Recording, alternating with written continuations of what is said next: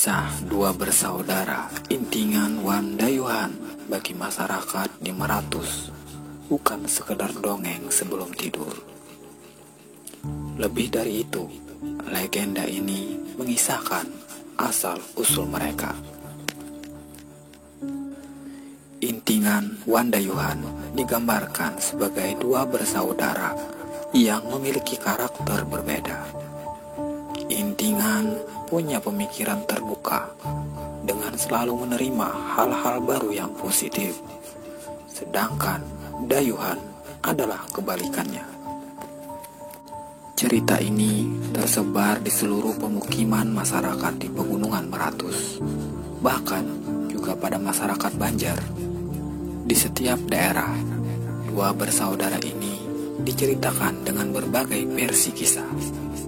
Karakternya tetap sama.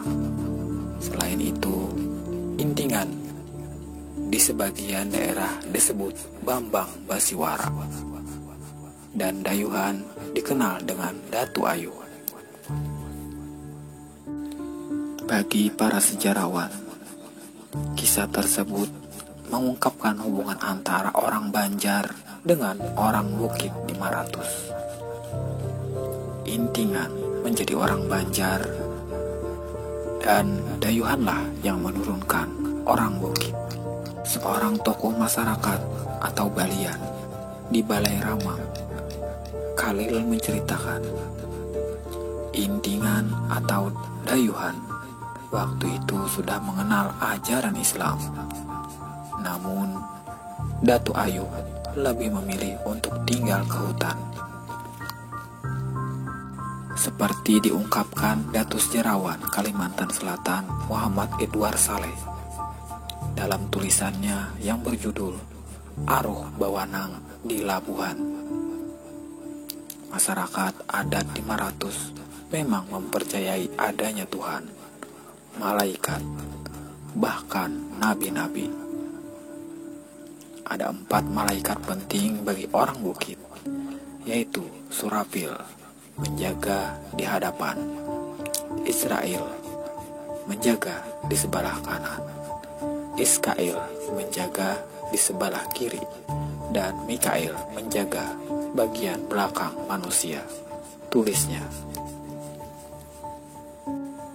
Edward Saleh pun membantah penyebutan agama Kaharingan pada keyakinan orang Maratus yang mulai populer sejak 1970-an.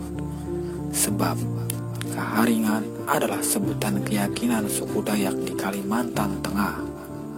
Kaharingan berasal dari kata danum kaharingan atau air kehidupan yang dipercikan ke rambut dan kuku oleh Bahatara, ujarnya. Dia mengatakan para kepala adat di pegunungan Maratus telah bermusyawarah untuk menyebut kepercayaan mereka dengan sebutan Babadian. Musyawarah itu dilaksanakan di Labuhan, Hulu Sungai Tengah pada tahun 1968. Para kepala adat yang hadir diantaranya dari Pambakulan, Hinan Kiri, Haruyan Dayak, Datar Laga, dan Labuhan sendiri. Dosen sejarah Universitas Lampung Mangkurat, Haryadi, berpendapat sejumlah fakta tersebut merupakan salah satu jejak syiar Islam yang pernah dilakukan ulama-ulama dari jalur tarekat. Menurutnya, masyarakat pedalaman Maratus pada awalnya menghuni sejumlah wilayah di pesisir sungai. Ketika pengaruh baru seperti Hindu dan Islam datang, mereka pun mulai bermigrasi ke arah hulu-hulu sungai. Haryadi menjelaskan sejak berdirinya Kesultanan Banjarmasin yang mendeklarasikan Islam sebagai agama resmi negara, syiar Islam pun semakin gencar dilakukan. Sejumlah ulama dari jalur syariat dan tarekat pun bermunculan. Rupanya, ajaran-ajaran dari jalur tarekat sempat bersentuhan dengan kepercayaan lama yang dianut masyarakat saat itu. Pemujaan-pemujaan terhadap roh yang biasa dilakukan masyarakat lokal, semacam mendapat tempat pada ajaran yang disebarkan ulama tarekat. Haryadi memperkirakan persentuhan keyakinan tersebut terjadi ketika masih bermukim di sekitar aliran Sungai Tapin. Kosmologi yang mereka yakini itu mirip dengan yang diajarkan Datu Sanggul, ujarnya.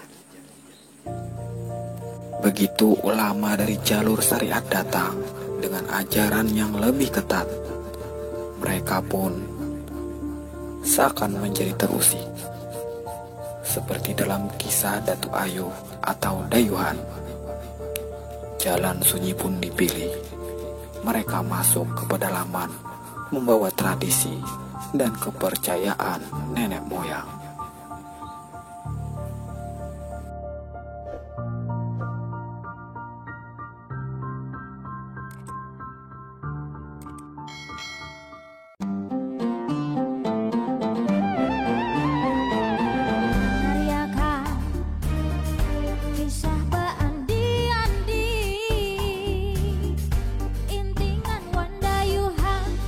Suruh umat